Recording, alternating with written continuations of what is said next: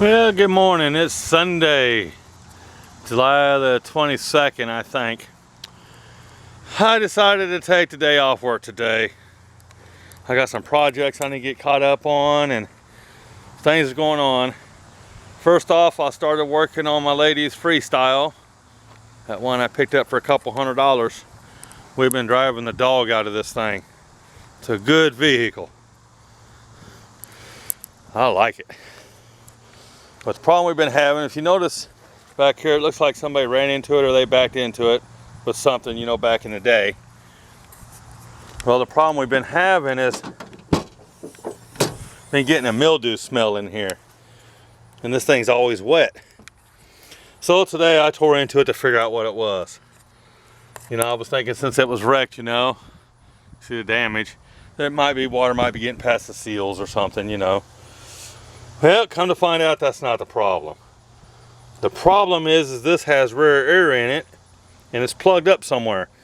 And to get to it, you got to tear all the seats out of it, back seats, and you got to tear all that plastic off to get to it. Right now I got a piece of metal underneath there just letting it dry out some. You see the water dripping.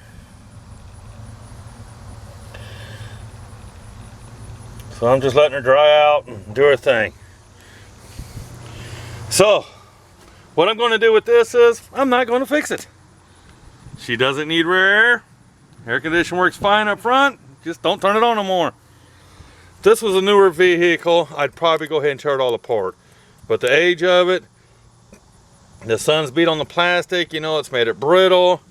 Chances are you start tearing into that, you're going to break clips and you're going to break body panels. And I'm just not going to do it. It's too good looking of a truck to tear up. And I'm not going to spend the money or time or effort to deal with it. So she's just going to have to deal with driving like that. End of that story.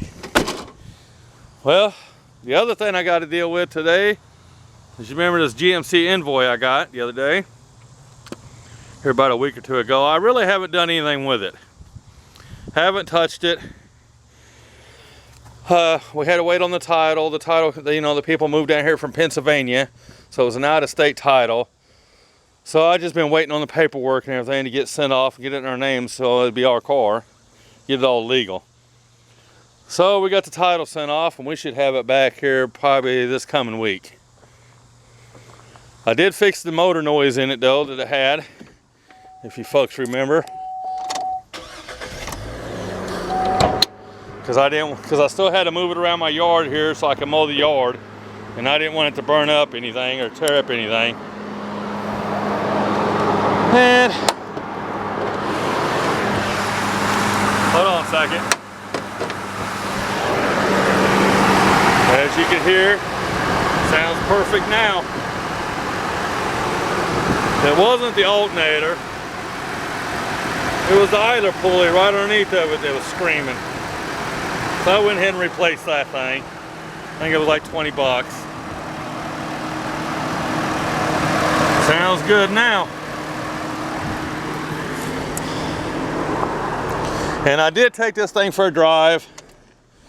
This thing drives perfectly. I mean, it can use some tires, but it does drive good. I got it back to the house and it's got, let me show you this. I want to tell you the lies. This thing's actually pretty neat. It's actually got two-wheel drive. It's got all-wheel drive, four-wheel high, and four-wheel low. That's pretty neat. I was going to fix it, replace the front differential in it, but I got to check it into the parts on it. Man, they want high dollar for that front differential. So what I'm going to do today, you see the axles right there? It runs into that. It's right here beside the oil pan. So what I've elected to do today is I'm just going to make this a two-wheel drive. We're here in Missouri, you don't really need four-wheel drive, and I'm not going to spend the money. Just in parts is on about $600-700 for a used unit. And I'm not spending it. So anyway, you see I got my jack stands up, got my safety in place. I even got my jacket on the front part of the frame just in case anything happens. Here's something else that's pretty cool. My birthday was July the 11th of this year. And friends of mine came down from Colorado. And they gave me this for my birthday present, I'm sorry.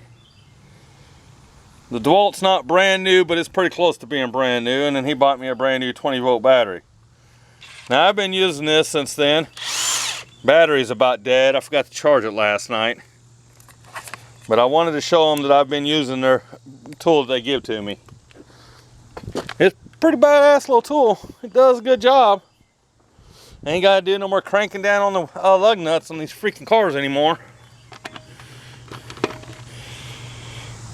See if it'll break this loose. Like I said, the battery's about dead.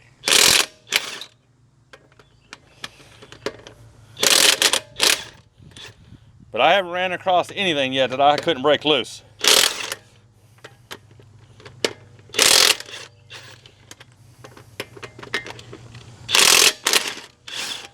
So it's a pretty good little gun. I like the dog out of it. And thank you, Lisa. Known that woman since I was 16, 17 years old. Been a good friend of mine. And her new man that she has in Colorado, that they've been dating for 5 years. And she moved to Colorado to be with him. And he's a really good guy. Appreciate it. I even brought it out here and broke the lug nuts loose. I broke every lug nut loose on that tow truck. And tightened them back up. So that's a pretty awesome thing. Well, let me get these tires off here and we'll get on with this video. And another reason why I'm not going to fix it right, and I'm just going to make it two-wheel drive. You can see here's the CV axle. He goes up. And on this particular motor, I don't know why they did it or how they did it. Whatever kind of idiot in a cubicle come up with this idea. But these things actually run through the oil pan. Makes no sense to me whatsoever. And that's the other reason why I'm not going to fool with it. My plans are is I'm just going to take the CV joints out of both sides of this thing. The CV axles there. And I'm going to disconnect the four-wheel drive unit. And put it back together. But who would come up with a harebrained scheme like that? Anything that's got four-wheel drive in it, you know people are going to lock them down, they're going to go play in the mud. Now you're spinning stuff through your oil pan. If you've ever done any off-roading, four-wheel driving, you know that's a really stupid design. Alright, I gave you a shot of the passenger side, and I want to give you a shot of the driver's side.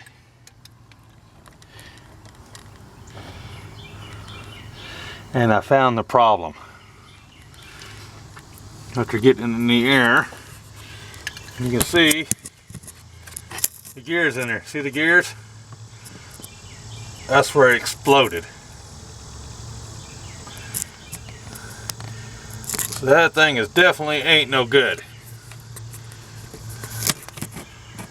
That's a lot of destruction. Okay, so we're taking out the CV axle right here is what we're doing. Get tire and wheel off of it. And this is the nut that holds it on. We're going to see if the DeWalt here has got enough power to take it off. I might have to bring out my real impact here.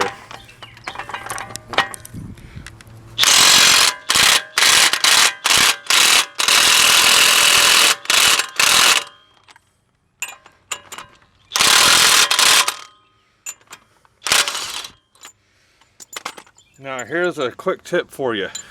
After you get it off, screw it back on. This is going to come in handy here in a little bit, and the reason why is going to take a hammer, Sludge-O-Matic, and if you look in there, they're usually kind of rusted in a little bit, and give them a good whack and just break it loose.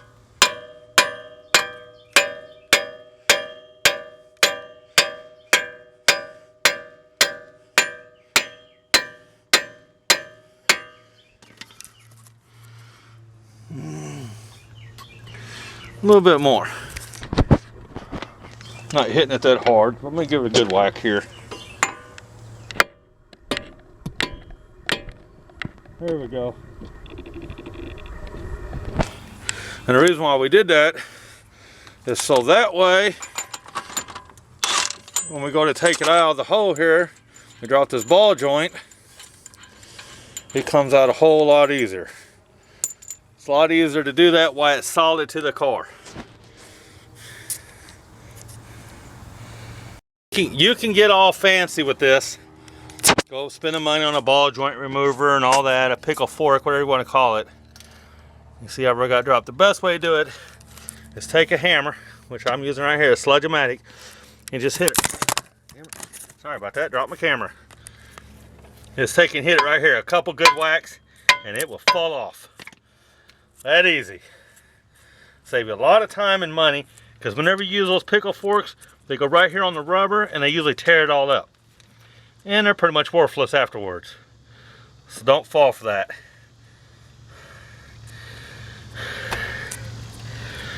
All right. Now it's a tendency of just getting it out.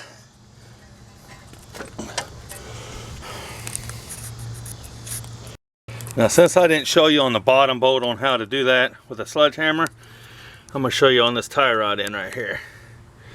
See, it's hooked up. See if I can get an angle here where I can hit it without hitting my camera, tearing up things. Anyway, the idea is to hit it right here.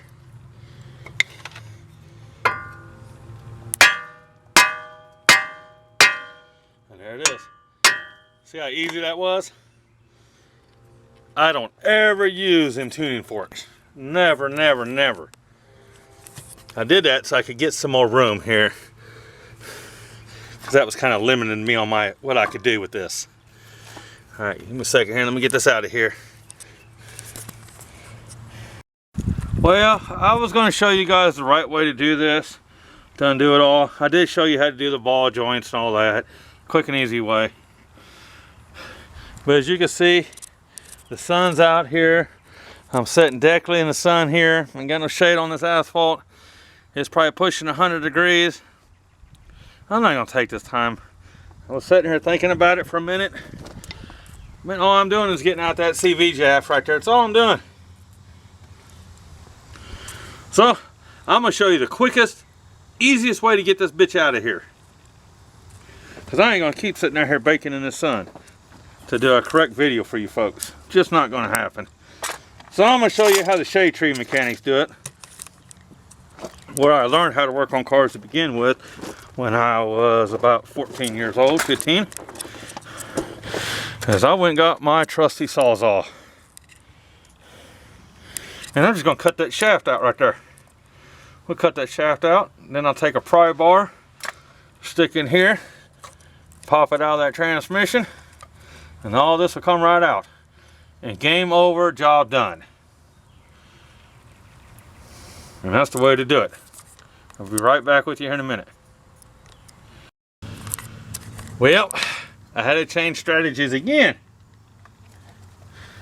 I got her out. There's the part of it. There's that part. I'm just going to leave that part in there. It ain't going to hurt nothing. It's going to use as a dust shield in there. It ain't going to hurt my feelings at all. I'll leave that thing in there. It ain't going to affect anything. As you can see, it moves around. So if something pinches up against it by accident, it'll move. It'll give. Now I'm just going to take this shaft out. But you got to put this piece back in. Because if you don't, this bearing here will explode. It all compresses and keeps it all together.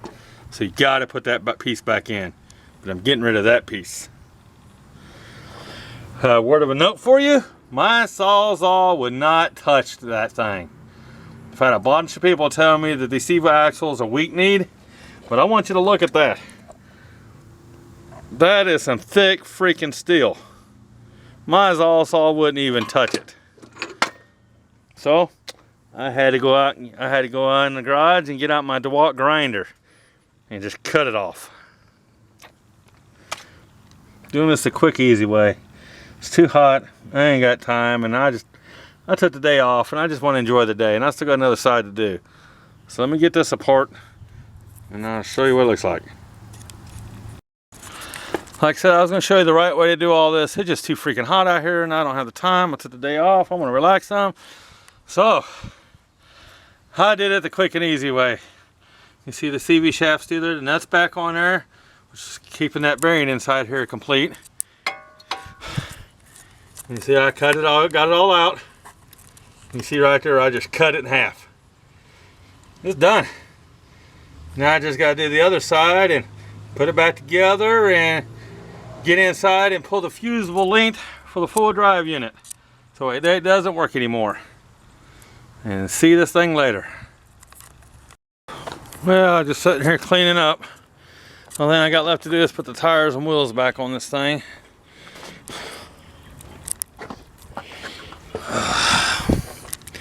You see there, I cut that one out part too. That's back in there.